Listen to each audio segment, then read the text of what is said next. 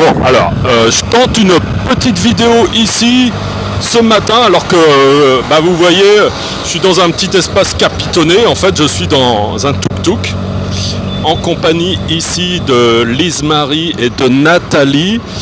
Et nous allons à Auroville, qui est une ville un peu expérimentale, enfin plus vraiment à 100% maintenant, puisque en fait les gens sont vraiment habitués à vivre ensemble et créer une communauté où le principe c'est que la paix, la fraternité puisse être là entre tout le monde. Voilà, si vous voulez un peu plus de renseignements sur Auroville, l'origine d'Auroville et le but d'Auroville et comment c'est organisé, je vous mettrai un petit lien sous la vidéo. Voilà. Donc on est en train de se diriger là-bas et on est en train de sortir de la ville de Pondichéry, Auroville étant à environ 15 km. Voilà. Alors vous voyez derrière moi j'ai 2 haut-parleurs, je sais pas s'il y a si ça fait boîte de nuit en même temps le tuk-tuk. Je vais vous donner un petit aperçu là. Voilà, on est en train de circuler, vous voyez, donc ça défile. Et c'est pas toujours très stable parce que heureusement de temps en temps il y a des petits dodanes pour calmer les ardeurs des Indiens parce que parfois ils conduisent de manière un petit peu engagée. À tel point que parfois, alors si je pouvais vous montrer ce que je vois devant moi, parfois on a l'impression qu'un car arrivant, on va rentrer dedans et c'est au dernier moment qu'on l'évite. Ça c'est pas très rassurant pour ceux qui ont peut-être décidé de venir ici en Inde, mais ça se passe bien, c'est un pays béni, donc somme toute il se passe il n'y a pas trop d'accidents quoi. C'est un petit peu étonnant quoi, c'est le pays des miracles. Alors ça tombe bien parce qu'aujourd'hui on a prévu de changer un petit peu ce programme justement pour aller à Auroville où on va rencontrer également Manoj, donc un ami qui dédie sa vie à diffuser l'enseignement de Sri Aurobindo. Donc c'est vraiment quelqu'un d'intéressant à rencontrer. Donc on y va entre autres pour ça. Ensuite il y a une personne qui va nous faire une visite guidée d'Auroville pendant 2 bonnes heures. Ensuite on va partager un repas vers midi avec des produits tirés de la ferme directement, donc naturels. Et on va rentrer vers 2h donc à la guest house. Et ça ce sera le programme du stage pour aujourd'hui, pour couper un petit peu avec les pratiques habituelles qui étaient surtout centrées autour du prana, du soleil. Et il se trouve qu'aujourd'hui, de manière incroyable, c'est peut-être la première journée où pour l'instant on ne voit pas le soleil.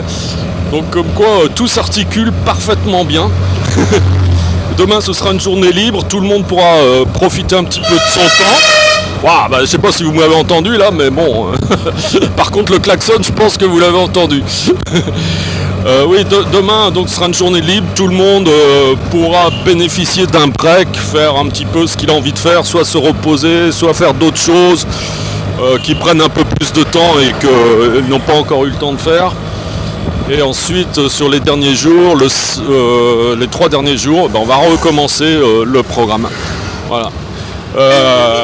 Oh là là. Alors on va tenter quelque chose et on verra par la suite si finalement au niveau du son c'était ok ou s'il faudra refaire les vidéos autrement. Voilà. Alors, comment s'est passé le stage pour toi jusqu'à maintenant, Lise-Marie ? Eh ben très bien. Ça va, je suis pas morte. Bon, elle est pas morte. C'est déjà un bon point de départ. Est-ce que tu es un peu plus vivante ? Ouais, je crois, oui. Alors tu peux expliquer ça un peu plus en détail finalement ? Non, mais le stage se passe... Oula, excusez-nous, mais il y a du bruit quand même. Hein. Le stage se passe très très bien, bien sûr.